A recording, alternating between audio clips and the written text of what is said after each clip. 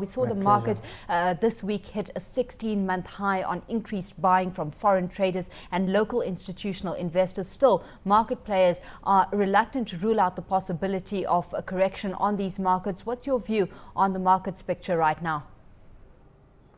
Basically, the 16-month high was unsustainable given the fact that it's actually become a common trend, towards the end of every quarter and beginning of another quarter, because this is when people actually make the capital gains of the last 3 months investment on any exchange, especially at the Nairobi Stock Exchange. And we've seen that the last quarter, basically, mostly foreign investors and local investors have been trying to cash in on the capital gains.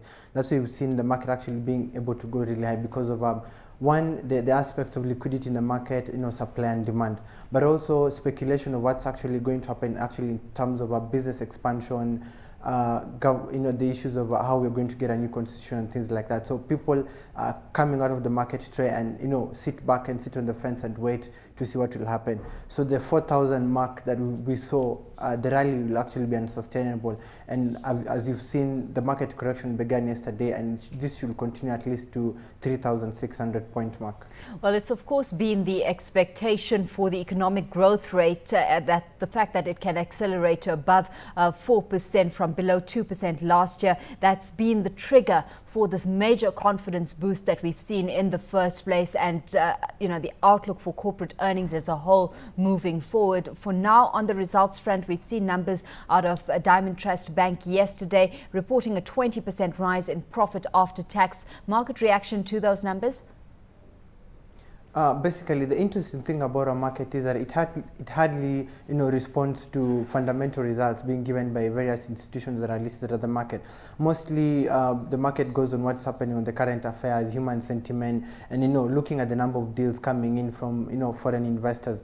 The interesting bit is few companies, especially in the finance sector, looking at a cooperative bank, KCB and Equity, those are the only companies whose results will have an impact. But looking at, for example, Diamond Trust Bank results came out yesterday, pretty impressive in terms of its market expansion, solid business plan, and looking forward, trying to give a run for its money for other companies like Barclays Bank, Stanchart and Equity. We've seen that this kind of results have no impact at all on its share performance of the market. Basically, because we are a market that's actually oriented towards human sentiment and current affairs.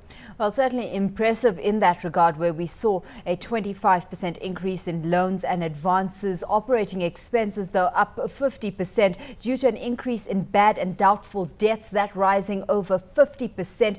Is that not a concern for you, for this company moving forward? This Diamond Trust basically has a very interesting market strategy in how it's actually going about its business when you compare its strategy to KCB or Equity, because one, it's operating in a niche market, and it's high end in terms of its value, because I believe it's being able to target businesses that actually operate on an import-export basis, small and medium enterprise businesses that are actually doing good turnover and whose bottom line is actually expanding. So my concern for the company, it's a good investment portfolio to have on one's investment table. Secondly, it has a good market strategy, and trying to see how it's going to have its East African expansion plan or not. Well, certainly Diamond Trust Bank very optimistic about its own future moving forward. It's issued a divvy of 1 shilling 55, which is up 11% from the previous year. Let's move on to other news making headlines. Safaricom CEO planning to retire by the end of this year. Market reaction to that news? I believe we are going to have a serious short-term market reactions to the speculations about Michael Joseph's retirement from the business, because he's built a company from scratch to where it is. It's reached a critical point at the moment in terms of market domination, market penetration, especially to its new services in data penetration. So basically, the question on everyone's lips is whether his announcement will affect the price positively or negatively. But what I know is that given the fact that the company has very good, solid business plan, the long term will have no effect. The issue is short term, and where people are either going to speculate on it, will see a serious rally in terms of its price going up or going down.